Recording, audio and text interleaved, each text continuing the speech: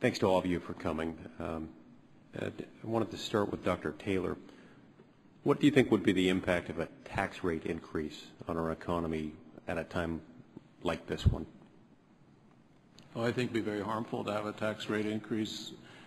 In fact, I think Senator Casey asked about explanations for that sort of little pickup in job creation. It occurred around the time of December when the deal was made to postpone the tax increases.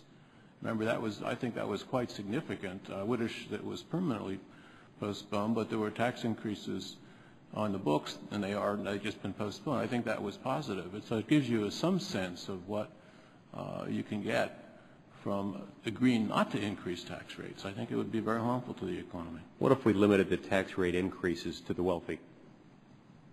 Couldn't we forestall the problem by doing that? It's a very important step, I'd say. If you could, tax reform is also important. I'm glad to hear there's more interest in that on Capitol Hill at this point. But to me, the first step is don't increase taxes. Leave those tax rates alone. And even on the higher income brackets? Just across the board. There's just no reason to increase those tax rates. There's this phrase that people sometimes use as a spending problem, not a tax problem.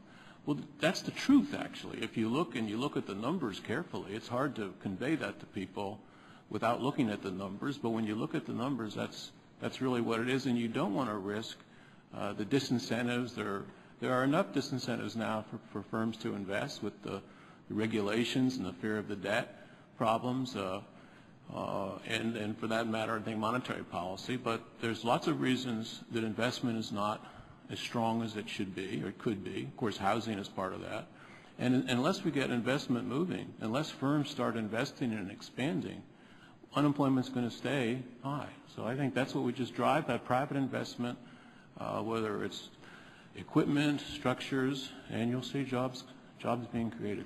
And that investment, you would argue, is less likely to occur when those would-be investors have the promise, the assurance that they will be able to keep less of that money. Yes, you tax something more, you're going to get less of it. And these days there's a fear of increasing taxes quite a bit because of the budget. So I think if that could be clarified, that's part of the idea of being credible, predictable, is to recognize that the best way to do this is by not trying to raise tax rates.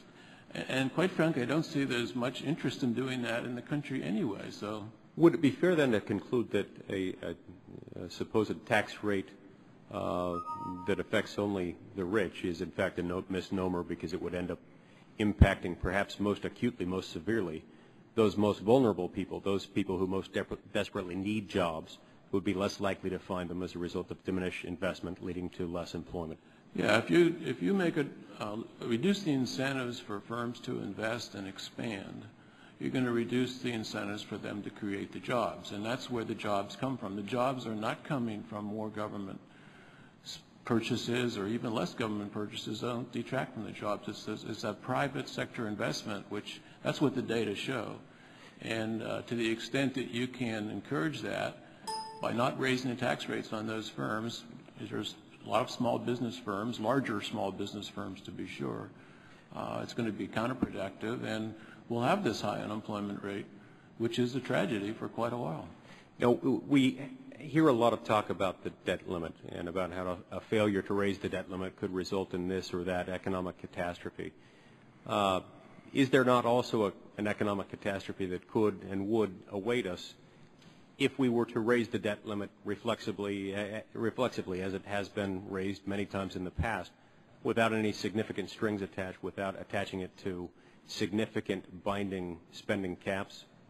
I think tying the spending reductions to the debt limit increase is very important. I wrote in the Wall Street Journal about that a couple weeks ago. I think the position that has been taken there has been very productive. It's actually driven, I think, the talks in a good direction.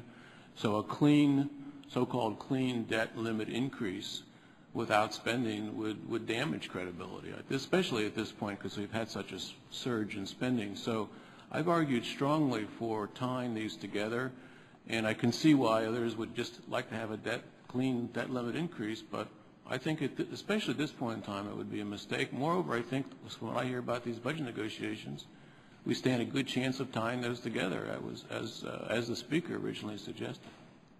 Thank you. Thank you, Senator. Congresswoman Sanchez.